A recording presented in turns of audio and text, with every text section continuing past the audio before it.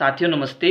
तो आज हम अध्याय 2 क्या हमारे आसपास के पदार्थ शुद्ध हैं, इसके जो महत्वपूर्ण बिंदु है उनको पढ़ेंगे। और इससे पहले वाला जो चैप्टर है उसकी वीडियो मैंने प्लेलिस्ट में डाल दी है, तो अगर आपको वो वीडियो देखना हो तो मेरे चैनल की प्लेलिस्ट में जाकर आप देख सकते हो। ठीक है, तो देखो हम जानते हैं कि पदार्थ क्या होता है। पदार्थ पहले चैप्टर में इसकी परिभाषा हमने पढ़ी है। क्या होता है पदार्थ? वह वस्तु जिसका कुछ न कुछ क्या हो, द्रव्यमान हो, और वो कुछ न कुछ स्थान घेरती यानी उसका कुछ आयतन हो। ठीक है, तो उस वस्तु को हम क्या कहते हैं? पदार्थ कहते हैं। जैसे हमारे आसपास जितने भी वस्तुएं हैं, जल, नमक, है ना, वो सभी क्या है? पदार्थ है। ठीक है, अब पदार्थ के हम दो गुणों का अध्ययन करते हैं, पहला भौतिक गुण और दूसरा रासायनिक गुण। तो पदार्थों के जो भौतिक गुणों का अध्ययन है वो हमने चैप्टर 1 में कर लिया है। अब चैप्टर 2 में हम पदार्थों के कौन से गुणों का अध्ययन करेंगे? रासायनिक गुणों का अध्ययन करेंगे। ठीक है, तो पदार्थों के रासायनिक गुणों के जब हम अध्ययन करते हैं तो उसमें पदार्थ के दो रूपों का अध्ययन किया जाता है। पहले पदार्थ शुद्ध है या फिर पदार्थ मिश्रण है। ठीक है, तो चलो इन दोनों की परिभाषाओं को हम अच्छे से समझ लेते हैं। तो देखो, शुद्ध पदार्थ क्या होता है? वे पदार्थ जो एक ही प्रकार के कणों से मिलकर बने होते हैं शुद्ध पदार्थ कहलाते हैं। शुद्ध पदार्थ में मौजूद सभी कण समान रासायनिक प्रकृति के होते हैं, जैसे नमक, शक्कर, जल आदि। यानी शुद्ध पदार्थ को परिभाषित करने के लिए ये दोनों चीजें होनी जरूरी है। शुद्ध पदार्थ क्या है? जो एक ही प्रकार के कणों से मिलकर बने होते हैं, और दूसरा जितने भी कण हैं यानी सभी कणों की रासायनिक प्रकृति क्या होती है? समान होती है। ठीक है, जैसे मान लीजिए मैं जल की बात करता हूँ, तो जल हमारा क्या है? जल हमारा एक पदार्थ है। ठीक है, अब ये पदार्थ शुद्ध है या नहीं है, इसका हमें इन दोनों चीज़ों से तुलना करनी पड़ेगी। पहली बात, जल के जितने भी कण हैं, ठीक है, जल के जितने भी कण हैं वो एक ही प्रकार के होते हैं। जल के जितने भी छोटे छोटे कण हैं वो एक ही प्रकार के होते हैं। दूसरा, इन सभी की रासायनिक प्रकृति समान होनी चाहिए। तो देखो, जल के एक कण का जो रासायनिक सूत्र है वो क्या है? H2O है। यानी कि जल का एक कण जो है वो 2 हाइड्रोजन परमाणु और 1 ऑक्सीजन परमाणु से मिलकर बना होता है। तो इसके सारे जो कण हैं, जितने भी कण हैं, उन सभी का रासायनिक सूत्र भी क्या होगा? H2O ही होगा। यानी सभी कणों में 2 हाइड्रोजन के परमाणु और 1 ऑक्सीजन का परमाणु होगा, है ना। तो यहाँ पर ये सारे कण एक ही प्रकार के हैं और इन सभी की रासायनिक प्रकृति क्या है? समान है। इसलिए ये जो जल है वो हमारा क्या होगा? शुद्ध पदार्थ होगा। अब देखो, जो शुद्ध पदार्थ के कण होते हैं वो भी 2 प्रकार के हो सकते हैं। हो सकता है वो तत्व के रूप में हो या फिर हो सकता है वो यौगिक के रूप में हो, है ना। अब तत्व और यौगिक क्या होता है? देखो, मैं किसकी बात कर रहा हूँ? शुद्ध पदार्थ के कणों की बात कर रहा हूँ। ठीक है, तो तत्व हम किसे कहते हैं? जैसे मान लीजिए हाइड्रोजन गैस है ना। तो हाइड्रोजन गैस में देखो एक ही प्रकार के परमाणु है, और वो किसके परमाणु है? हाइड्रोजन के परमाणु है। ठीक है, तो वे सभी पदार्थ जो एक ही प्रकार के परमाणुओं से मिलकर बने होते हैं उन सभी को हम क्या कहते हैं? तत्व कहते हैं। यानी उनके कणों को हम क्या कहेंगे? तत्व कहेंगे। ठीक है, लेकिन यौगिक में क्या होता है? तो देखो, पदार्थों के वे सभी कण, ठीक है, जिनमें फिर 2 या 2 से अधिक प्रकार के परमाणु मौजूद होते हैं, और उनका संयोजन कैसा होता है? समान अनुपात में होता है। ठीक है, जैसे जल के हाइड्रोजन के 2 परमाणु होता है तो ऑक्सीजन का 1 परमाणु ही होता है। तो तत्व और यौगिक क्या होता है ये आपको समझ में आ गया। तत्व में एक ही प्रकार के परमाणु होते हैं, जबकि यौगिक में 2 या 2 से अधिक प्रकार के परमाणु होते हैं। ठीक है, लेकिन इन दोनों के जो कण होते हैं वो कैसे होते हैं? शुद्ध होते हैं। ठीक है, तो शुद्ध पदार्थ को आपको मैंने जो कॉन्सेप्ट है वो पूरा क्लियर करवा दिया है। अब हम पढ़ते हैं मिश्रण के बारे में। तो देखो, मिश्रण की परिभाषा है वे पदार्थ जो 2 या 2 से अधिक शुद्ध पदार्थों से मिलकर बने होते हैं मिश्रण कहलाते हैं, है ना। यानी कि इस प्रकार के जो पदार्थ होते हैं उसमें अलग अलग प्रकार के कण मौजूद होते हैं, अलग अलग शुद्ध पदार्थों के कण मौजूद होते हैं। जैसे मान लीजिए ये मेरा एक बीकर हो गया, यानी कांच का एक पात्र हो गया। इसमें मैंने क्या भर दिया, जल भर दिया। ठीक है, ये क्या भर दिया, जल भर दिया। तो ये जो जल है वो मेरा क्या है, शुद्ध पदार्थ है, शुद्ध पदार्थ है। और ये कितना पदार्थ है, पहला पदार्थ है। ठीक है, अब मैंने इसके अंदर जो है नमक डाल दिया, नमक के कुछ कण डाल दिए। ठीक है, तो नमक हमारा शुद्ध पदार्थ है, ये भी शुद्ध पदार्थ है, लेकिन ये दूसरा पदार्थ हो गया। अब दो शुद्ध पदार्थों को मैंने एक ही पात्र के अंदर मिक्स कर दिया, है ना। तो अब क्या ये शुद्ध पदार्थ होगा, नहीं, यहाँ पर दो अलग अलग प्रकार के कण आ गए। एक तो इसमें क्या है, जल के कण हैं H2O। ठीक है, और दूसरा कण इसमें कौन सा है, NaCl। ठीक है, ये हमारा दूसरा कण हो गया। ठीक है, तो इसमें दो अलग अलग प्रकार के क्या है, यौगिक है। क्या है, यौगिक। ये भी एक यौगिक है और ये भी क्या है, एक यौगिक है। और ये भी शुद्ध पदार्थ है और ये भी क्या है, एक शुद्ध पदार्थ है। लेकिन क्योंकि ये दोनों अलग अलग कण इसके अंदर आ गए, इसलिए अब हम इसको क्या कहेंगे, मिश्रण कहेंगे। ठीक है, क्या कहेंगे, मिश्रण कहेंगे। ठीक है, जैसे पानी प्लस नमक, पानी प्लस तेल, तो ये आपके क्या हो गए, मिश्रण हो गए। अब मिश्रण को और अच्छे से समझने के लिए हम क्रियाकलाप 2.1 को समझते हैं।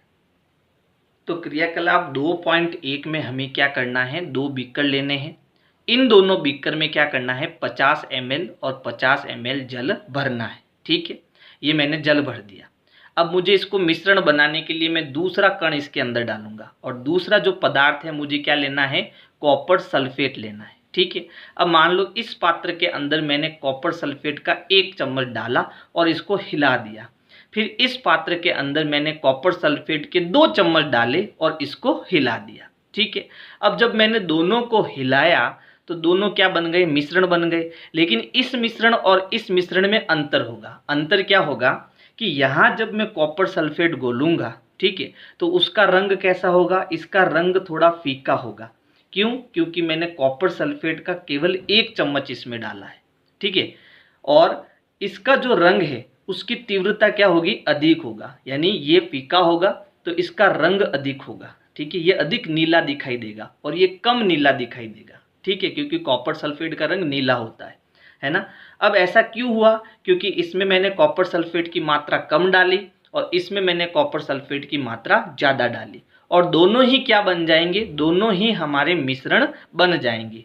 ठीक है, लेकिन यहाँ क्या होगा, यहाँ पर इस मिश्रण के अंदर क्या मैं जल और कॉपर सल्फेट को अलग अलग देख सकता हूँ, नहीं देख सकता। इसको ऐसे समझो, जैसे एक पात्र के अंदर, जल के अंदर आपने नमक घोल दिया। ठीक है, तो जब नमक हमारा पूरा घुल जाएगा तो क्या आप नमक और पानी दोनों को अलग अलग देख सकते हो, नहीं देख सकते, है ना। तो जब ऐसा मिश्रण जिसको हम एक दूसरे को मिक्स करते हैं और उनके दोनों कणों को हम अलग अलग नहीं पहचान सकते हैं, तो ऐसे मिश्रण को हम क्या कहते हैं, संगामी मिश्रण कहते हैं। ठीक है, और इसके अंदर हमें एक चीज और सीखने को मिली कि मिश्रण के जो घटक का अनुपात है वो निश्चित नहीं है। यानी कि इसमें हमने 1 चम्मच डाला और इसमें हमने कॉपर सल्फेट 2 चम्मच भरकर डाला, है ना। तो यहाँ पर अनुपात निश्चित नहीं है। ठीक है, अभी हमारा क्रियाकलाप 2.1 समाप्त नहीं हुआ, इसके आगे और है। आगे हमने क्या किया, 2 चाइनीज डिश ली, यानी कटोरी टाइप आती है चाइनीज डिश, वो डिश हमने ली। ठीक है, अब इसमें हमने क्या किया, 2 प्रकार के पदार्थ चाइनीज डिश में डाले। जैसे यहाँ पर कॉपर सल्फेट और पोटेशियम परमैंगनेट। ठीक है, ये पोटेशियम परमैंगनेट का फॉर्मूला है। ठीक है, इसके कुछ कण है ना, इसके जैसे 1 चम्मच मैंने यहाँ कॉपर सल्फेट डाला तो 1 चम्मच यहाँ पर मैंने पोटेशियम परमैंगनेट डाला। ठीक है, कॉपर सल्फेट का रंग कैसा है, नीला है, और पोटेशियम परमैंगनेट का रंग कैसा है, बैंगनी है। ठीक है, तो यहाँ पर देखो इसके जो कण हैं वो साफ साफ हमें आंखों से दिखाई दे रहे हैं, है ना। जबकि हमने जो पहला वाला उदाहरण दिया, पानी में जब हमने नमक घोला तो नमक और पानी दोनों अलग अलग हमें नहीं दिखाई दे रहे थे, जबकि इसमें दोनों कण अलग अलग हमें दिखाई दे रहे हैं। ठीक है, तो जब ऐसा मिश्रण जिसमें अवयव, जितने भी अवयव हमने इसमें डाले हैं वो अलग अलग हमें दिखाई देते हैं, तो उस मिश्रण को हम क्या कहते हैं, विषमांगी मिश्रण कहते हैं। ठीक है, यहाँ पर हमने जो है 1 चम्मच कॉपर सल्फेट और 1 चम्मच पोटेशियम परमैंगनेट डाला था, लेकिन इसके अंदर हमने 1 चम्मच जो है कॉपर सल्फेट डाला है, 2 चम्मच कॉपर सल्फेट डाला है और 1 चम्मच जो है पोटेशियम परमैंगनेट डाला है ना। इसलिए ये हमें इसकी जो रंग की तीव्रता है वो अधिक होगी और इसकी रंग की तीव्रता कम होगी, यानी जो पहले कॉन्सेप्ट था वही कॉन्सेप्ट ये भी है। कुल मिला के हमने यहाँ पर मिश्रण के 2 प्रकार देखे। 2 प्रकार कौन से हैं कि मिश्रण जो होता है वो 2 प्रकार का होता है। पहला है संगामी मिश्रण और दूसरा है विषमांगी मिश्रण। ठीक है, अब संगामी मिश्रण क्या होता है? ऐसे मिश्रण जिनके अवयवी कणों को अलग अलग नहीं देखा जा सकता सममांगी मिश्रण कहलाता है ना। अवयवी कणों का मतलब क्या होता? जैसे पानी एक कण हो गया और उसमें मैंने क्या डाला? नमक डाला, है ना। तो ये दोनों ही जो कण होंगे उनको हम अवयवी कण कहेंगे। ठीक है, तो समांगी मिश्रण की परिभाषा क्या हो गई? ऐसा मिश्रण जिनके अवयवी कणों को अलग अलग नहीं देखा जा सकता है, यानी उसमें हम विभेद नहीं कर सकते हैं। एक बार घुल गया तो हम विभेद नहीं कर सकते कौन पानी होगा और कौन नमक होगा। ठीक है, तो ऐसे मिश्रण को हम क्या कहेंगे? समांगी मिश्रण कहेंगे। जैसे नमक प्लस जल, यानी नमक और जल को घोल दो, जल में कॉपर सल्फेट को घोल दो, तो वो भी हमारा क्या है? वो भी हमारा समांगी मिश्रण है। वायुमंडल के गैसों का मिश्रण, अब देखो वायुमंडल में अनेक गैसों का मिश्रण है, क्या हम उनमें विभेद कर सकते हैं कि भाई ये ऑक्सीजन है, ये हाइड्रोजन है, ये कार्बन डाइऑक्साइड है? नहीं कर सकते हैं ना। तो वो भी कैसा मिश्रण है? समांगी मिश्रण है। अगली परिभाषा है विषमांगी मिश्रण। तो ऐसे मिश्रण जिनके अवयवी कणों को अलग अलग देखा जा सकता है विषमांगी मिश्रण कहलाता है। जैसे अभी हमने जो प्रयोग किया था इसमें ये 2 कण अलग अलग हमें आसानी से दिखाई दे रहे हैं। कॉपर सल्फेट का रंग नीला दिख रहा है ये कण, और पोटेशियम परमैंगनेट का ये कण कैसा है? बैंगनी। तो हमें ये अलग अलग दिखाई दे रहा है, आसानी से मैं विभेद कर सकता हूँ कि ये भाई कॉपर सल्फेट है और ये बैंगनी, ये हमारा पोटेशियम परमैंगनेट है। ठीक है, तो इस मिश्रण को हम क्या कहेंगे? विषमांगी मिश्रण कहेंगे। या फिर एक काम करो, आप एक गिलास लेना, ठीक है, कांच की गिलास लेना, नीचे आप क्या डाल देना? जल डाल देना, ठीक है, और ऊपर तेल की कुछ बूंदे डालना। तो आप देखोगे कि तेल की सतह जो है हमें ऊपर साफ साफ दिखाई देगी और नीचे जल हमें साफ साफ दिखाई देगा। ठीक है, तो हम कह सकते हैं ऊपर तेल है और नीचे जल है। तो ये कैसा मिश्रण हो गया? विषमांगी मिश्रण हो गया। तो ये आपके समांगी और विषमांगी की परिभाषाएं होगी। आसान है परिभाषा। ठीक है, अब हम क्या करेंगे? इन दोनों का अंतर का अध्ययन करेंगे। ठीक है, कि हम अगर आपको एग्जाम में पूछ ले कि भाई दोनों का अंतर बताओ, तो आपको कैसे बताना है? इसका संगठन एक समान होता है, यानी इनके जितने भी अवयवी कण हैं उनको हम अलग अलग नहीं देख सकते, है ना। तो इसका संगठन कैसा हुआ? एक समान हुआ। लेकिन विषमांगी मिश्रण का संगठन, इसका संगठन एक समान नहीं है। तो ये तो पहला अंतर हो गया। दूसरा अंतर क्या है? इस मिश्रण में पदार्थ के कण एक दूसरे से पूर्ण रूप में मिश्रित हो जाते हैं, यानी अंदर घुल मिल जाते हैं, जैसे पानी में शक्कर घुल मिल जाएगी, है ना। जबकि विषमांगी में क्या होता है? इस मिश्रण के पदार्थ के कण एक दूसरे से पृथक होते हैं, जैसे जल प्लस रेत, यानी जल में आप जब रेत डालोगे तो कुछ समय बाद रेत नीचे बैठ जाएगी और जल ऊपर हो जाएगा। तो इसमें आसानी से हम बता सकते हैं रेत कहाँ है और जल कहाँ है। ठीक है, तो ये दूसरा अंतर हो गया। तीसरा अंतर क्या है? इसके अवयवी कणों को आसानी से देखना संभव नहीं है। अगर जल में मैं नमक घोलूंगा तो क्या, जब नमक घुल जाएगा उसके बाद आप नमक और जल बता सकते हो कि ये जल है और ये नमक है? नहीं बता सकते। जबकि विषमांगी मिश्रण में इसके अवयवों को प्राय देखा जा सकता है। प्राय का मतलब है कि हम देख भी सकते हैं और हो सकता है हम नहीं भी देख सकते हैं। ठीक है, तो यहाँ पर प्राय का मैंने यूज किया है। ठीक है, तो ये दोनों में 3 अंतर होंगे जो आपको याद करने हैं। अगला पॉइंट है क्रियाकलाप 2.2 को करने पर हम विलयनों, निलंबनों और कोलाइड विलयनों के बारे में पढ़ेंगे। तो चलो हम क्रियाकलाप 2.2 को समझते हैं। तो देखो क्रियाकलाप 2.2 में हमें 4 बीकर लेने हैं। कितने बीकर लेने हैं? 4 बीकर। ये beaker A, beaker B, beaker C और बीकर डी। पहले बीकर में हमें क्या करना है? जल लेना है और जल में 1 चम्मच पाउडर कॉपर सल्फेट का डालना है। ठीक है, हमने इसके अंदर क्या डाल दिया? 1 चम्मच भर के कॉपर सल्फेट डाल दिया। इसको हमने हिला दिया। तो जब हिलाया तो कॉपर सल्फेट जो है वो पूर्ण रूप से इसके अंदर घुल गया। तो जब पूर्ण रूप से घुल गया तो हमने कहा कि ये कैसा मिश्रण है, समांगी मिश्रण है। ठीक है। फिर दूसरा जो बीकर है उसमें भी हमने कॉपर सल्फेट डाला, लेकिन इसमें 2 चम्मच भर के डाला। ठीक है। तो इसका जो रंग है वो फीका है और इसका जो रंग है वो गहरा है, लेकिन ये कॉपर सल्फेट इसमें भी पूर्ण रूप से घुल मिल जाएगा, है ना। तो ये भी हमारा कैसा हो जाएगा, समांगी मिश्रण हो जाएगा। इसकी तीव्रता कम होगी रंग की और इसकी तीव्रता जो है वो ज़्यादा होगी रंग की, क्योंकि इसमें हमने कॉपर सल्फेट ज़्यादा घोला है। ठीक है। फिर देखो सी मिश्रण, इसके अंदर हमें डालना है चौक का पाउडर। तो जब पानी के अंदर हम चौक का पाउडर डालेंगे, ठीक है, तो यहाँ पर कुछ समय के लिए चौक का पाउडर ऊपर रहेगा और थोड़ी देर बाद में ये चौक का पाउडर नीचे आ जाएगा।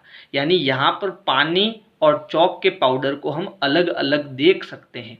ये पूर्ण रूप से इसके अंदर नहीं घुलेगा, तो हम कहेंगे ये मिश्रण तो है, लेकिन ये कैसा मिश्रण है, विषमांगी मिश्रण है। कैसा मिश्रण है, विषमांगी मिश्रण है। ठीक है। इसी प्रकार इस पानी के अंदर, ये भी यहाँ भी पानी भरा हुआ है, इस पानी में हम क्या डालेंगे, दूध डालेंगे। ठीक है। तो दूध और पानी, है ना, ये कुछ ऐसा लगेगा कि ये घुला हुआ है, लेकिन ये घुला हुआ नहीं होता है, ये भी विषमांगी मिश्रण ही होता है। ठीक है। चलो, अब यहाँ पर क्या हुआ, यहाँ पर इन सभी को समझने के लिए हम क्या करेंगे, एक टॉर्च लेंगे और टॉर्च यहाँ आगे लगाकर टॉर्च को फेंकेंगे, यानी टॉर्च को ऑन करेंगे। तो इसका जो प्रकाश है वो पहले बीकर में से गुजर जाएगा, दूसरे बीकर में से भी गुजर जाएगा, तीसरे बीकर में अगर रेत ऊपर है, ठीक है, तो प्रकाश को ये क्या करेगा, फैला देगा। अगर रेत ऊपर है, ठीक है, अगर रेत नीचे बैठ गई है तो ये प्रकाश की किरणों को नहीं फैलाएगा और यहाँ से भी प्रकाश गुजर जाएगा।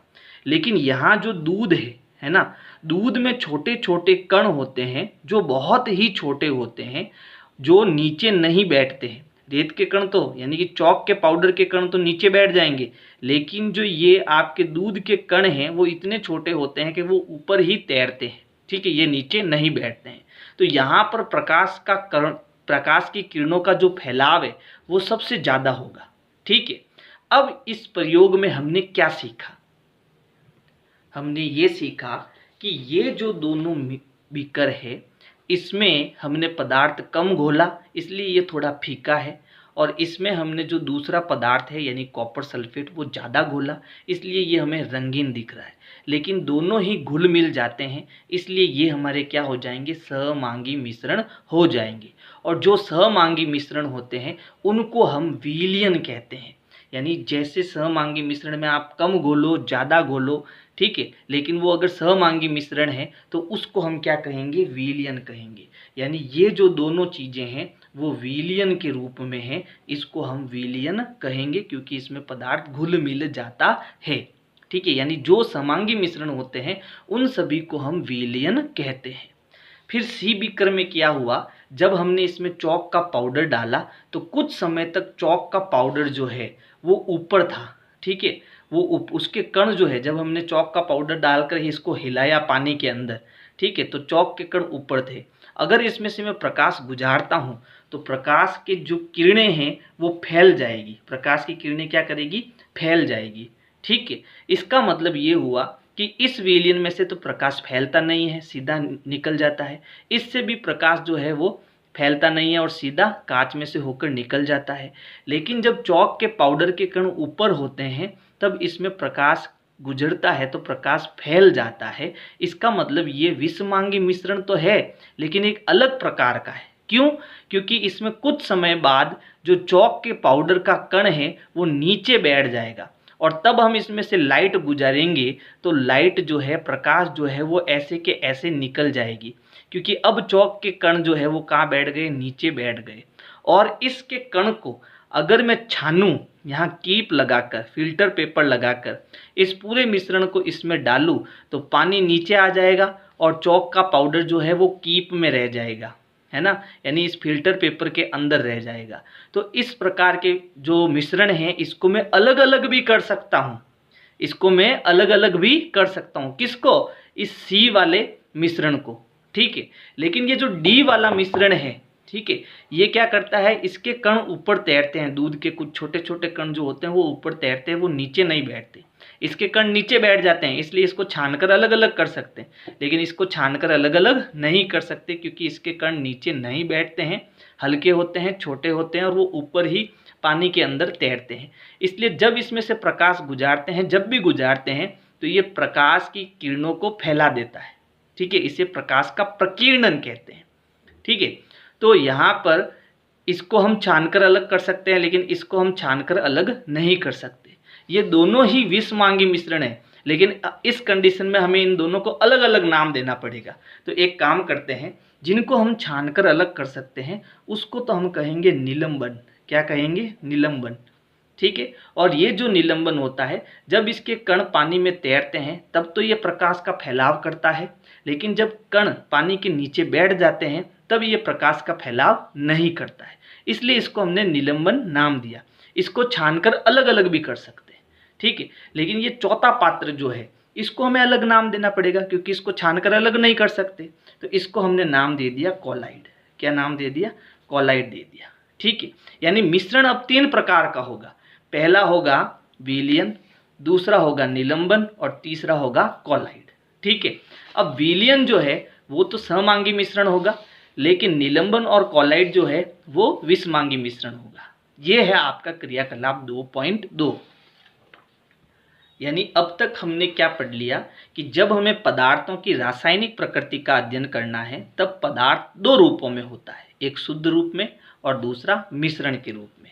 शुद्ध रूप में जो पदार्थ होते हैं उसके कण या तो तत्व के रूप में होंगे या यौगिक के रूप में होंगे, लेकिन जो मिश्रण होता है वो 2 प्रकार का होता है।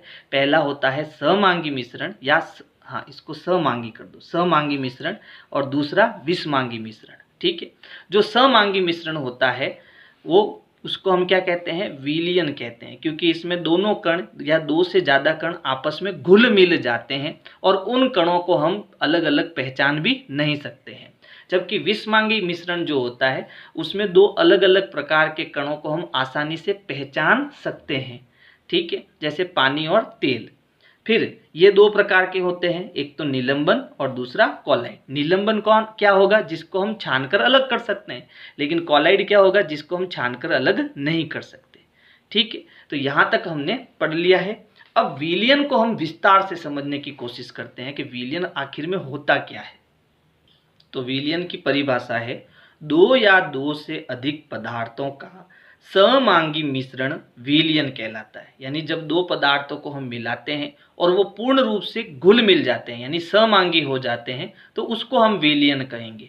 जैसे जल के अंदर हम नींबू डालेंगे, नींबू का रस डालेंगे, ठीक है, तो वो पूर्ण रूप से क्या होगा? घुल मिल जाएगा। उसको हम नहीं बता सकते कि भाई ये नींबू है और ये पानी है। ठीक है, तो ये कैसा मिश्रण हो गया? सममांगी मिश्रण हो गया। फिर देखो, किसी भी विलयन को 2 भागों में बांटा जा सकता है। यानी जो विलयन होता है, ठीक है, उसके 2 भाग होते हैं। पहला क्या होता है? पहला तो होता है विलेय। क्या होता है? विलेय। और दूसरा होता है विलायक। ठीक है, जैसे जैसे विलायक जो होता है उसकी मात्रा हमेशा क्या होती है? अधिक होती है, लेकिन विलेय की मात्रा क्या होती है? कम होती है। जैसे यहाँ पर मैंने एक कांच का बीकर लिया, ठीक है, और मुझे नींबू पानी बनाना है, तो मैं पानी क्या लूँगा? ज़्यादा लूँगा, पानी ज़्यादा लूँगा, है ना। तो ये हमारा क्या हो गया? ये हमारा हो गया पानी। ठीक है, लेकिन जो नींबू होगा उस नींबू में 2 या 3 नींबू का जो रस होगा वो इसके अंदर डालेंगे, यानी नींबू का रस हम जो कम डालेंगे, है ना। तो नींबू का रस क्या होता है? कम होता है।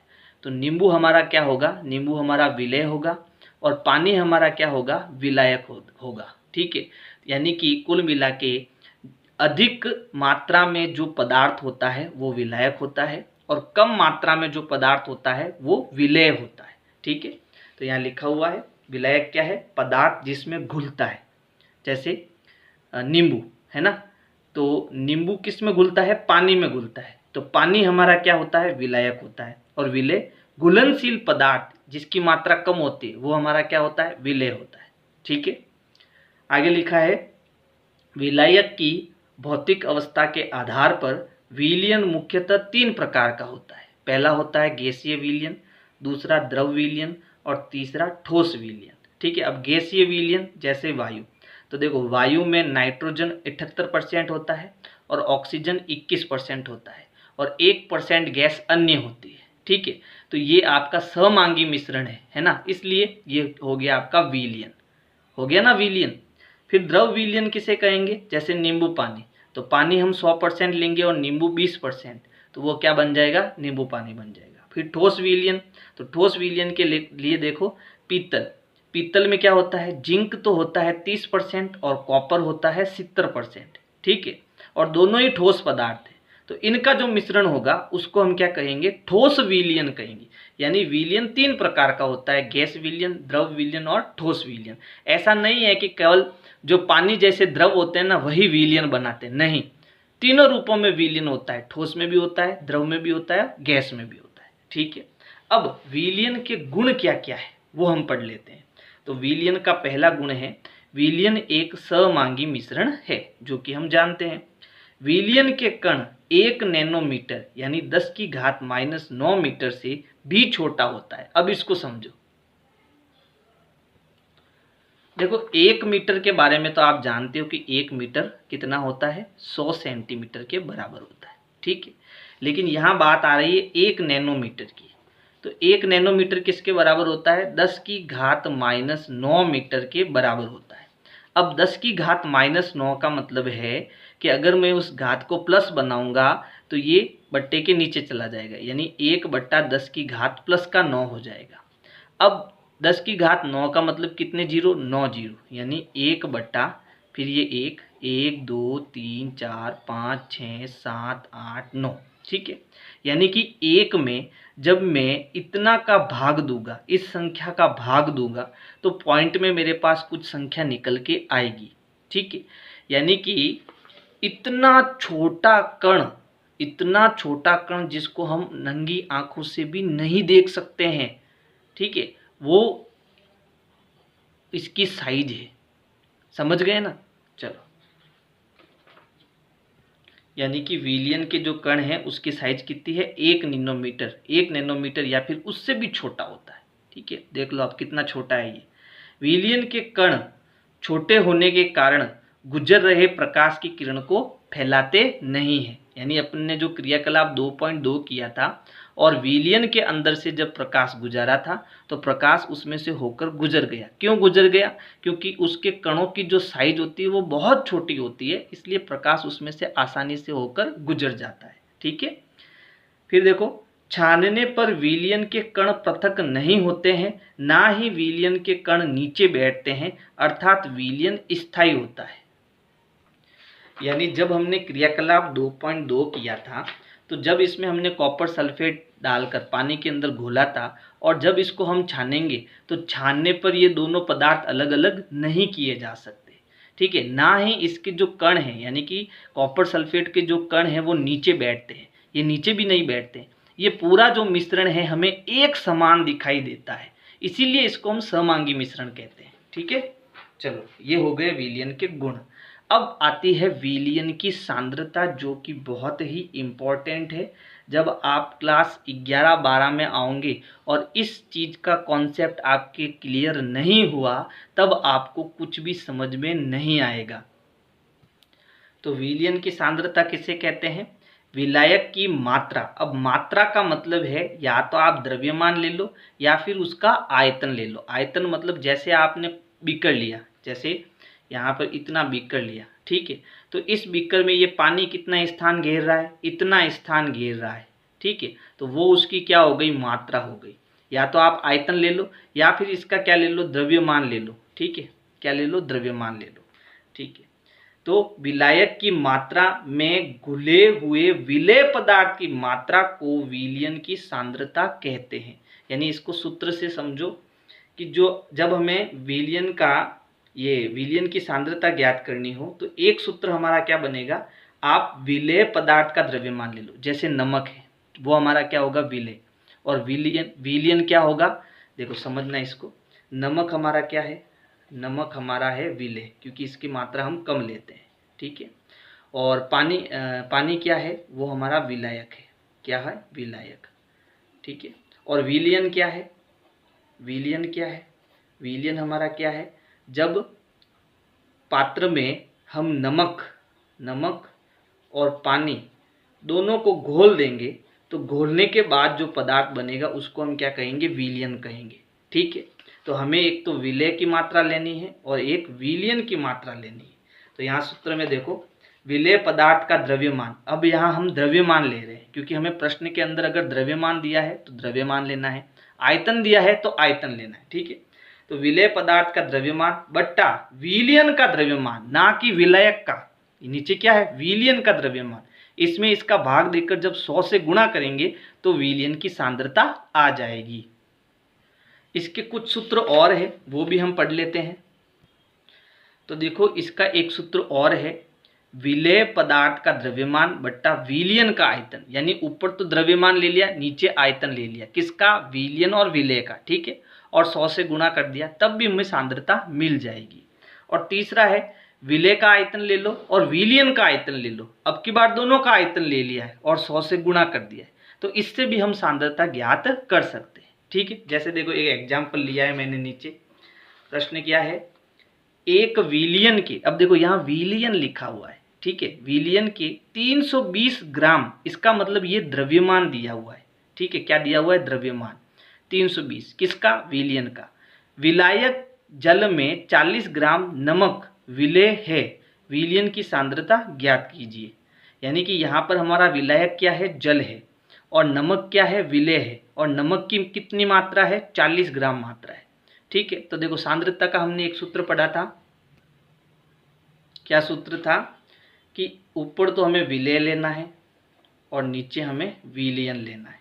ठीक है, और इस प्रश्न के अंदर ग्राम मतलब द्रव्यमान, और यहाँ भी ग्राम, इसका मतलब ये भी द्रव्यमान है। ठीक है, अब ऊपर तो हमें किसका, विलय का दिया है, तो विलय का द्रव्यमान तो कितना हो गया, 40 ग्राम हो गया। ठीक है, लेकिन नीचे हमें क्या दिया है, विलयन लिया है, विलयन दिया है।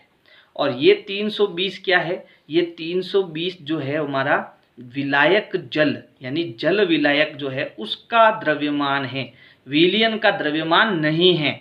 ठीक है, विलयन का द्रव्यमान नहीं है, ये विलायक का द्रव्यमान है। तो विलयन का द्रव्यमान कैसे निकालेंगे, विलयन क्या होता है, विलय प्लस विलायक। तो इन दोनों के द्रव्यमान को जब हम जोड़ेंगे तब जाकर विलयन का द्रव्यमान आएगा। तो 320 में 40 जोड़ दो, कितना हो गया, 360 हो गया। तो विलयन का द्रव्यमान आ जाएगा 360, भाग दे दो, 1 0 से 1 0 गया, है ना, और 100 का गुणा करा दो। ठीक है, तो 100 का 4 से गुणा कितना हो गया, 400, और इसमें किसका भाग दे दो, 36 का। जब भाग देंगे तो कितना आएगा, 11.1% आएगा। इसके बाद देखो, विलयन भी 3 प्रकार का होता है ना, यानी जो हम विलय और विलायक में इनकी मात्राओं को घोलते हैं तब इनके विलयन 3 प्रकार के बनते हैं। पहला है संतृप्त, दूसरा है असंतृप्त, और तीसरा है अति संतृप्त। अब संतृप्त विलयन किसे कहते हैं, वह विलयन जिसमें दिए गए निश्चित ताप पर विलय पदार्थ जब और अधिक नहीं घुलता है। ठीक है, जैसे आपने जल लिया, ठीक है, तो जल हमारा क्या है, विलायक है, और नमक लिया। ठीक है, तो नमक आप घोलते रहे घोलते रहे घोलते रहे। ठीक है, अब जितनी उसकी क्षमता थी तब तक तो वो घुल गया, और घुलने के बाद और नमक आपने डाला और वो नमक नहीं घुलता है। ठीक है, तो उस अवधि तक उसको हम क्या कहेंगे, संतृप्त विलयन कहेंगे। यानी वह विलयन जिसमें दिए गए निश्चित ताप पर विलय पदार्थ जब और अधिक नहीं घुलता है, कि भाई इससे अधिक और डालोगे तो फिर नहीं घुलेगा, वहां तक वो क्या कहलाता है, संतृप्त विलयन कहलाता है। ठीक है, असंतृप्त विलयन क्या होता है, जब विलयन में विलय की मात्रा संतृप्त विलयन से कम हो। ठीक है, कि भाई आप नमक थोड़ा सा डालते हो और वो घुल जाता है, इसके अलावा भी आप नमक डाल सकते थे, वो भी घुल जाता था। ठीक है, वो भी घुल सकता था, लेकिन आपने नमक जो है वो थोड़ा ही डाला पानी के अंदर, तो वो क्या होगा, असंतृप्त होगा। लेकिन इसका मतलब वो अभी तक संतृप्त नहीं हुआ है, यानी आपने बहुत कम जो है विलय डाला है, तो वो हो जाएगा असंतृप्त। और अति संतृप्त क्या होगा, जब विलयन में विलय पदार्थ की मात्रा संतृप्त विलयन से अधिक हो, तो उससे हम क्या कहेंगे, अति संतृप्त। इसको ऐसे समझो, जैसे मैंने यहाँ पर 3 बीकर लिए, ठीक है, और तीनों बीकर में 50 ml जल डाल दिया, इसमें 50 ml, इसमें 50 ml, इसमें 50 ml। ठीक है, अब ये मैंने बीकर को भर लिया पानी से, ठीक है। अब मुझे इसमें क्या डालना है, नमक डालना है, ठीक है। क्योंकि सबका देखो, सब में कितना मैंने आयतन लिया है, 50 ml आयतन लिया है, ठीक है। अब नमक मुझे 5 ग्राम लेना है, यानी कि इस 50 ml में 5 ग्राम नमक जो है वो पूर्ण रूप से घुल जाएगा। लेकिन जब आप इसमें 6 ग्राम डालोगे तो 5 ग्राम तो पूरा घुल जाएगा और 1 ग्राम इसमें नहीं घुलेगा, ठीक है। क्योंकि इसमें केवल 5 ग्राम नमक ही डालने की क्षमता है, इससे ज़्यादा नहीं है। तो आपने क्या किया, इसमें जब 5 ग्राम नमक डाला तो इसके अंदर पूरा घुल गया। आपने कितना डाला, इसमें 5 ग्राम ही नमक डाला है। इसका मतलब ये आपका क्या है, संतृप्त विलयन है। क्या है, संतृप्त विलयन है। अब आपने क्या किया, इसमें केवल 3 ml ही डाला। आप इसमें 5 ml डाल सकते थे, लेकिन आपने इसमें कितना डाला, 3 ml ही डाला। इसका मतलब ये क्या हो गया, असंतृप्त विलयन हो गया, ठीक है। और फिर ये है अति संतृप्त, यानी इसमें आपने कितना डालना था, 5 ml डालना था और इसमें आपने 8 ml डाल दिया, यानी 5 ml से ज़्यादा डाल दिया। तो ये क्या हो गया, अति संतृप्त विलयन हो गया, ठीक है। तो ये आपका कॉन्सेप्ट क्लियर। अब अगला पॉइंट है निलंबन। तो देखो, निलंबन हमने किसको कहा था, जब हमने इसमें चौक डाला था, ठीक है। तो चौक डाला था तो कुछ समय तो ये ऊपर तैर रहा था, फिर कुछ समय बाद इसके जो चौक के कण जो है वो पानी के नीचे तल में आ गए, नीचे बैठ गए, और इसको हम छानकर अलग भी कर सकते हैं। इसीलिए इसको हम क्या कहते हैं, निलंबीकरण कहते हैं, ठीक है। इन कणों को क्या कहेंगे, निलंबन कहेंगे। तो निलंबन की परिभाषा क्या होगी, ऐसा विषमांगी घोल जो ठोस द्रव में परिक्षेपित हो जाता है, निलंबन कहलाता है ना। यानी कि हमने पानी में क्या डाला था, चौक का पाउडर डाला था। तो चौक का पाउडर हमारा ठोस है और पानी हमारा क्या है, द्रव है, और ये इसमें क्या हो रहा है, परिक्षेपित हो रहा है, ठीक है। इसलिए हम इसको चौक के पाउडर को क्या कहेंगे, निलंबन कहेंगे, ठीक है। अच्छा, अब निलंबन एक विषमांगी मिश्रण है। कैसा मिश्रण है, विषमांगी मिश्रण है, जिसमें विलेय पदार्थ के कण घुलते नहीं है, यानी चौक का पाउडर पानी में नहीं घुलेगा, इसलिए वो विषमांगी है, बल्कि माध्यम की समष्टि में निलंबित रहते हैं। यानी कुछ समय तक तो वो पानी के ऊपर तैरेंगे, उसके कण तैरेंगे, और कुछ समय बाद वो पानी के तल के नीचे बैठ जाएंगे। चौक का पाउडर का जो कण है वो नीचे बैठ जाएगा। ये कण आंखों से देखे जा सकते हैं, इन्हें हम आंखों से आसानी से देख सकते हैं, ठीक है। देखो, जो सहमांगी मिश्रण था उनमें हम कणों को आसानी से नहीं देख सकते थे, लेकिन इसमें हम कणों को आसानी से देख सकते हैं। उदाहरण, चौक पाउडर का जल में मिश्रण, ठीक है, ये आपका उदाहरण हो गया। अब है निलंबन के गुणधर्म, यानी जो जल में हमने चौक का पाउडर डाला था और उसके बारे में जो हमने अध्ययन किया था, तो उसके क्या क्या गुणधर्म निकल के आए थे वो देखते हैं। यह एक विषमांगी मिश्रण है, बिल्कुल है, क्योंकि इसमें चौक का पाउडर और पानी दोनों अलग अलग दिखाई देता है। ये कण आंखों से देखे जा सकते हैं, चौक के कणों को हम देख सकते हैं पानी के अंदर। कणों का आकार बड़ा होता है, भाई कणों का आकार बड़ा होगा तभी तो हम उनको देख पाते हैं। छानकर पृथक कर सकते हैं, ये भी मैं बता चुका हूँ। ये निलंबित कण प्रकाश किरणों को फैला देते हैं, लेकिन कब फैलाते हैं, ये कण तभी फैलाते हैं जब ये जो चौक के पाउडर है वो, जब हम इसको पानी में डालकर हिलाते हैं तो ये कुछ समय तक तो कण पानी में तैरते हैं, और जब ये तैरते हैं तभी प्रकाश की किरणों को फैलाते हैं।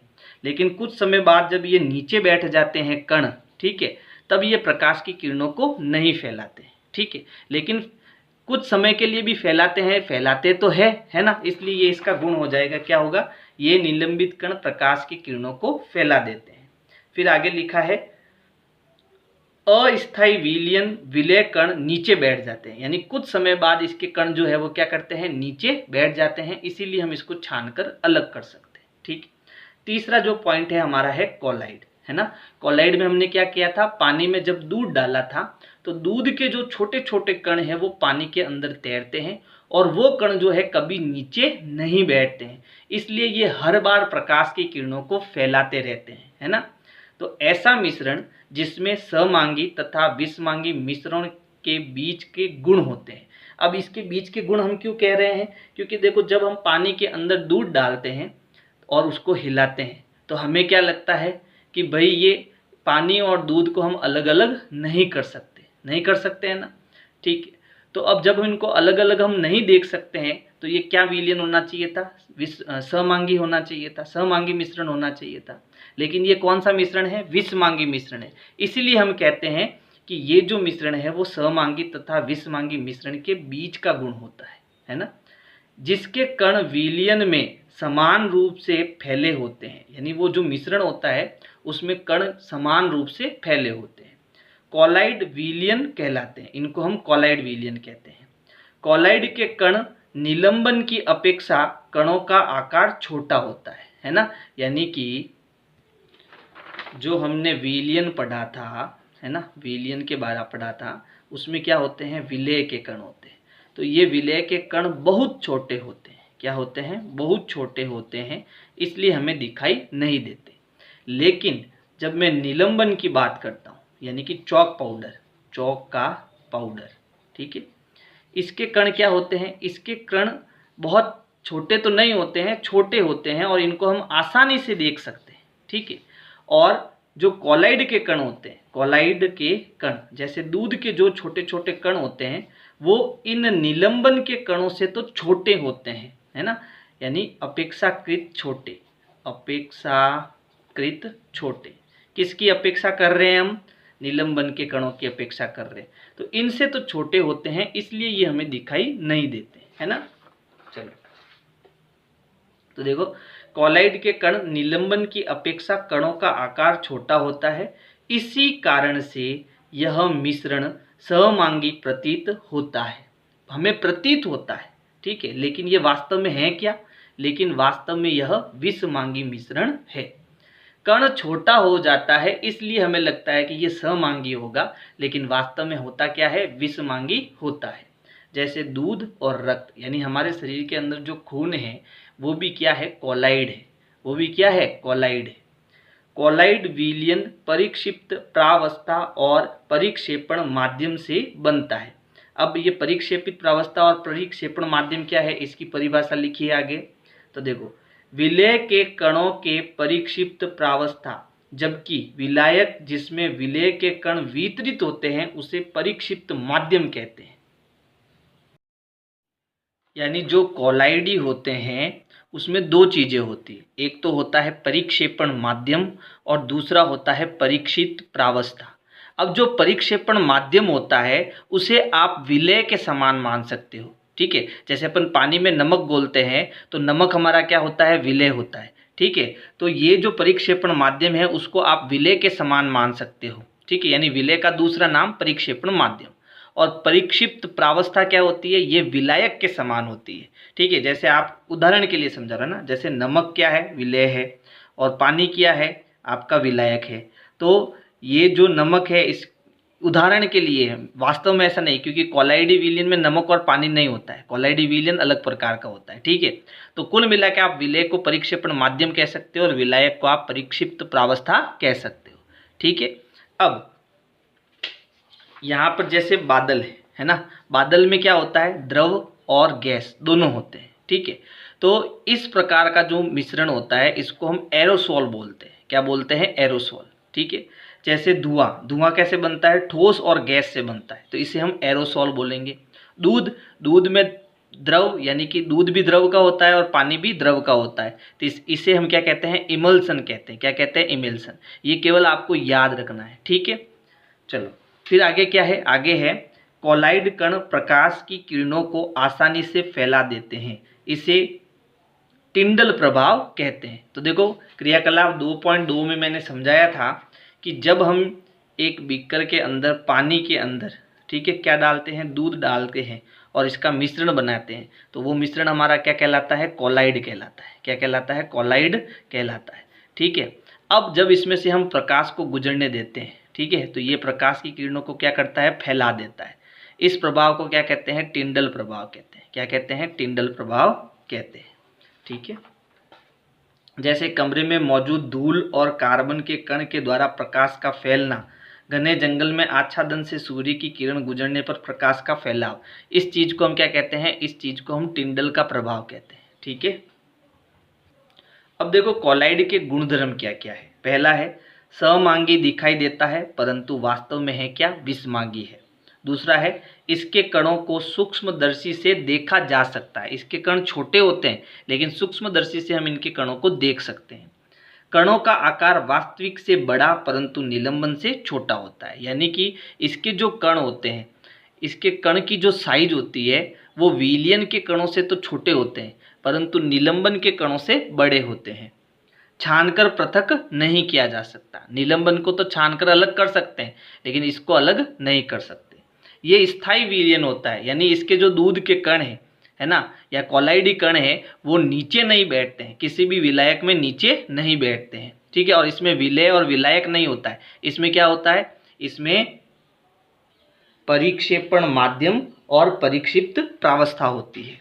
ये अपारदर्शी होता है। कैसा होता है, अपारदर्शी। ठीक है, ये पारदर्शी नहीं होता है। क्या होता है, अपारदर्शी होता है। टिंडल प्रभाव दिखाता है, यानी ये प्रकाश के फैलाव को दिखाता है। फिर अगला पॉइंट है, पदार्थों में परिवर्तन दो प्रकार का होता है, भौतिक परिवर्तन और रासायनिक परिवर्तन। यानी ये अब अलग टॉपिक आ चुका है। ठीक है, कोई भी पदार्थ होगा तो पदार्थ में परिवर्तन हम दो प्रकार का देख सकते हैं। एक तो उसका भौतिक परिवर्तन देख सकते हैं और दूसरा उसका रासायनिक परिवर्तन देख सकते हैं। वैसे पदार्थों में मैंने आपको दो गुणों को बताया था सबसे स्टार्ट में, भौतिक गुण और रासायनिक गुण, है ना। तो इसी प्रकार भौतिक पदार्थों में कुछ परिवर्तन भी होते हैं। जैसे भौतिक परिवर्तन को समझो, क्या है, किसी पदार्थ के भौतिक गुणों में होने वाले परिवर्तन को भौतिक परिवर्तन कहा जाता है। जैसे आकार, रंग, अवस्था, तापमान आदि में होने वाला परिवर्तन। तो देखो, इसको समझने के लिए जैसे मान लो ये मेरे पास क्या है, कागज। कागज हमारा क्या है, एक पदार्थ है। अब इसमें भौतिक परिवर्तन मुझे करना है। तो अगर मैं इस कागज को फाड़ दूं, है ना, तो ये दो भागों में क्या हो जाएगा, बट जाएगा, है ना। तो मैंने क्या किया, इसके आकार में परिवर्तन किया। ठीक है, तो कागज के आकार में क्या हो गया, परिवर्तन हो गया। लेकिन ये अब भी कागज ही है, ये कोई दूसरा पदार्थ नहीं बना है। ठीक है, तो ऐसा परिवर्तन जिसमें पदार्थ की केवल भौतिक गुणों में परिवर्तन होता है उसे हम क्या कहते हैं, भौतिक परिवर्तन कहते हैं। जबकि रासायनिक परिवर्तन क्या होता है, किसी पदार्थ के रासायनिक गुणों में होने वाला परिवर्तन रासायनिक परिवर्तन कहलाता है। जैसे जलाना, पकाना, जंग लगना, सड़ना आदि। इसमें सदैव नया पदार्थ बनता है। यानी भौतिक परिवर्तन जब हमने किया था तो कोई नया पदार्थ नहीं बना, लेकिन जब हम रासायनिक परिवर्तन करते हैं तो हमेशा एक नया पदार्थ बनता है। जैसे मान लीजिए ये कागज है, ये हमारा क्या हो गया, एक पदार्थ हो गया। अगर इसको मैं जलाता हूँ, ठीक है, तो जलाने के बाद क्या होगा, इसकी राख बन जाएगी। क्या उसकी राख और ये कागज दोनों समान होंगे क्या, नहीं। अब इसके रासायनिक गुण अलग होंगे और जो इसकी राख बनेगी और धुआं निकलेगा, है ना, उसके रासायनिक गुण अलग होंगे। यानी जो हमें राख मिली है और वो धुआं निकला है वो अलग पदार्थ है। यानी इसमें हमेशा क्या बनेगा, एक नया पदार्थ बनेगा। ठीक है, तो ये भौतिक परिवर्तन और रासायनिक परिवर्तन की परिभाषा है। वैसे रासायनिक परिवर्तन जो है हम कक्षा 10 में इसको विस्तार से समझेंगे। ठीक है, अब पुनः देखो हमारा क्या आ गया, शुद्ध पदार्थ आ गया। जो हमने पहले पढ़ा था वही है। एक बार वापस परिभाषा देख लेते हैं। वह पदार्थ जिसमें सभी कण एक समान और रासायनिक प्रकृति के होते हैं, समान रासायनिक प्रकृति के होते हैं, शुद्ध पदार्थ कहलाते हैं। इन्हें दो भागों में बांटा जा सकता है, तत्व और यौगिक, है ना। पदार्थ का वर्गीकरण, यानी रासायनिक संगठन के आधार पर ये पदार्थ के वर्गीकरण है। कौन, तत्व और यौगिक। ठीक है, तो देखो तत्व की क्या परिभाषा है। तत्व पदार्थ का वह मूल रूप है जिसे रासायनिक प्रक्रिया द्वारा अन्य सरल पदार्थों में विभाजित नहीं किया जा सकता है। ठीक है, तत्व एक ही प्रकार के परमाणुओं से बने हुए शुद्ध पदार्थों को हम क्या कहते हैं, तत्व कहते हैं। ये मैं सब कुछ समझा चुका हूँ, है ना। फिर देखो अगला पॉइंट है, इस शब्द का सर्वप्रथम प्रयोग रॉबर्ट बॉयल 1661 में किया। ठीक है, इस यानी कि तत्व शब्द का प्रयोग सबसे पहले किसने किया था, रॉबर्ट बॉयल ने किया था। तत्व को परिभाषित यानी इसकी परिभाषा किसने दी थी, एंटोनी लॉरेंज लवाइजिए ने दी थी। ठीक है, फिर अगला पॉइंट है, तत्वों को तीन भागों में बांटा जा सकता है। यानी कि इस पृथ्वी पर जितने भी तत्व मौजूद है ना, अभी तक कितने तत्वों की खोज की जा सकी है, 118 तत्वों की खोज की जा चुकी है। यानी कि जब हम कहीं ज़मीन में खुदाई करते हैं तो कहीं से सोना निकलता है, तो सोना क्या है, एक तत्व है ना। कहीं कोयला निकलता है ना, तो कोयले में क्या होता है, कार्बन होता है, कार्बन क्या है, एक तत्व है ना। कहीं जब हम ज़मीन की खुदाई करते हैं तो चांदी, एल्यूमिनियम, तो बहुत सारी चीज़ें निकलती। तो ऐसी कुल कितनी चीज़ें हैं, 118 चीज़ें हैं। और यहाँ तत्व की बात हो रही है, इसका मतलब हम शुद्ध पदार्थों के बारे में बात कर रहे हैं, ठीक है। जैसे प्योर सोना, यानी उसमें केवल सोना ही होना चाहिए, दूसरा कोई पदार्थ नहीं होना चाहिए, तो वो सोने का तत्व होगा, ठीक है। जैसे अब कुल 118 जो तत्व है, इसमें से 91 क्या है, धातुएं हैं, 91 धातु है, 20 क्या है, अधातु है, और 7 क्या है, उपधातु है, ठीक है। इसके बारे में हम थोड़ा पढ़ लेते हैं। यानी तत्व 3 प्रकार के होते हैं, धातु, अधातु और उपधातु। तो धातु के क्या गुण होते हैं, प्राय यानी सामान्यतः क्या क्या गुण होते हैं, ये चमकीली होती है। जैसे सोना चमकीला है, तो सोना क्या है, एक धातु है। ये चांदी जैसी सफ़ेद या सोने जैसे पीले रंग की होती है। धातुएं जो होती है या तो सफ़ेद होगी या सोने जैसी होगी। ये ताप और विद्युत की सुचालक होती है। जैसे तांबे के जो तार होते हैं, तांबा क्या है, एक धातु है, तो वो क्या करता है, विद्युत का चालन करता है। तो ये जो धातुएं होती है वो ताप और विद्युत दोनों की क्या होती है, सुचालक होती है। ये तन्य होती है, यानी धातुओं के हम लंबे लंबे तार बना सकते हैं। ये आघात वर्धनीय होती है ना, यानी कि इनको पीट कर हम इनकी पतली चद्दर बना सकते हैं। इस गुण को हम आघात वर्धनीय कहते हैं, यानी बड़े बड़े पतरे जो बनते हैं ना, वो इसी गुण के कारण बनते हैं। ये प्रतिध्वनिपूर्ण होती है ना। जो आपके स्कूलों में घंटी बजती है, तो लोहा क्या है, एक धातु है ना। तो जब उस पर चोट मारते हैं तो बहुत तेज ध्वनि सुनाई देती है। इसका मतलब ये कौन सा गुण रखती है, प्रतिध्वनिपूर्ण गुण रखती है, ठीक है। तो ये धातु के गुण हो गए। अब कुछ धातुओं के मैंने यहाँ पर नाम दिए, जैसे सोना, चांदी, तांबा, लोहा, सोडियम, पोटेशियम आदि क्या है, धातु है। पारा धातु होते हुए भी कमरे के ताप पर द्रव है। यानी ऐसी कौन सी धातु है जो द्रव है, तो आपको याद रखना है पारा। पारा द्रव अवस्था में होती है, लेकिन क्या है, धातु है, ठीक है। किस पर, कमरे के ताप पर। अधातु, अब देखो अधातु के क्या गुण होते हैं, यानी कोई भी पदार्थ आप कैसे पता करोगे कि भाई वो धातु है कि अधातु, तो उसके गुण आपको ध्यान होने चाहिए। तो अधातु के क्या गुण हैं, ये विभिन्न रंगों की होती है, ठीक है। ये ताप और विद्युत की कुचालक होती है, इसमें विद्युत का चालन नहीं होता है और ताप का भी चालन नहीं होता है। ये चमकीली, प्रतिध्वनिपूर्ण, आघात वर्धनीय नहीं होती, यानी जो धातु की क्वालिटी है, धातु के गुण हैं, वो इसमें नहीं होते, ठीक है। जैसे hydrogen gas, oxygen gas, iodine, carbon आदि आपके क्या है, अधातु है। फिर आता है उपधातु। कुछ तत्व धातु और अधातु के बीच के गुण दर्शाते हैं, उन्हें हम क्या कहते हैं, उपधातु। जैसे बोरॉन, सिलिकॉन, जर्मेनियम आदि। ये नाम आपको याद रखने हैं, ठीक है। कुल कितने तत्व हैं, 118। उसमें कुछ धातु है, कुछ अधातु है और कुछ उपधातु है। इनके नाम आपको याद रखना है। फिर यौगिक है ना, यानी जो स्टार्टिंग में हमने शुद्ध पदार्थ के बारे में पढ़ा था, तत्व और यौगिक। तो तत्व को हमने समझ लिया, अब यौगिक को भी थोड़ा समझ लेते हैं।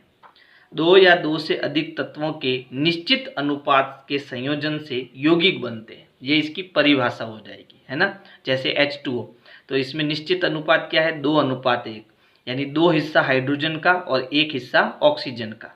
तो ये निश्चित अनुपात में क्या कर रहा है, संयोग कर रहा है।